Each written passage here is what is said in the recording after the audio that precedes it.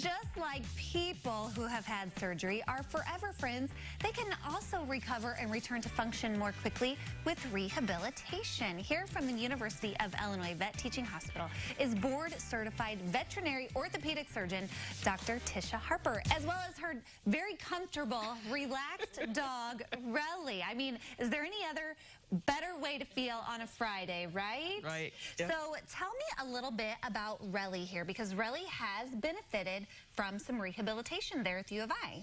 Yes. So I've had Relly for about 10 years. Oh, perked up. She has orthopedic disease in the elbow. So she has a very common condition that we see in, medium to large breed dogs called elbow dysplasia. And she had surgery for that. But it causes arthritis in the elbows. And so if you can keep them fit and rehabilitate them, along, the course of their life, they can do very well. And so as long as I've had her, she's had her weight managed. She's been on a special joint diet. And periodically she gets rehabilitation to make sure she stays nice and lean and fit. Talk to me about what rehabilitation on a canine looks like. So there are a number of different things that we can do. And it all depends on why we're doing the rehabilitation. So it can just be for fitness. And a lot of that would involve being on a treadmill, whether it's an underwater treadmill or a land treadmill. Look at that dog on the treadmill. Oh, my word. That is adorable.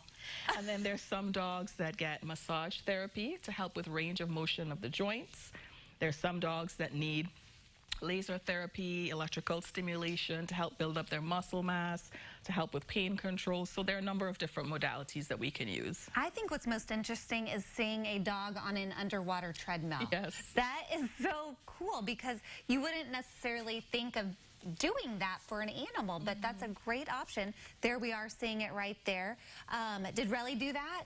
Relly did some underwater therapy, and the nice thing about it is that particularly for dogs who are weak, the buoyancy of the water helps to ease some of the stress on the joints, so it makes it much easier for them to exercise. Similar to people, it's easier to exercise in water than it is to exercise on land. What were some of the signs or symptoms that Relly was displaying that made you think, okay, we've got an issue here, we need to get her checked out? So she was limping on her front legs. So, whenever she got up, she would be stiff. Whenever she walked, you can see her head bobbing up and down. And so that clued us into, examine and see what was happening with her elbows. Is rehab something she's going to have to do for the rest of her life, or is she through? Oh, it is. It is, and that's something we like to educate people about. It's that a lot of these dogs need rehab periodically throughout their life to maintain, their range of motion, to keep them fit, and it really improves the quality of life. Yeah, I've heard you've actually gained a new credential. I did. So congratulations are in order. You're now board certified by the American College of Veterinary Sports Medicine and Rehabilitation. Yeah. So what is the difference between that and then just being a certified canine rehabilitation practitioner?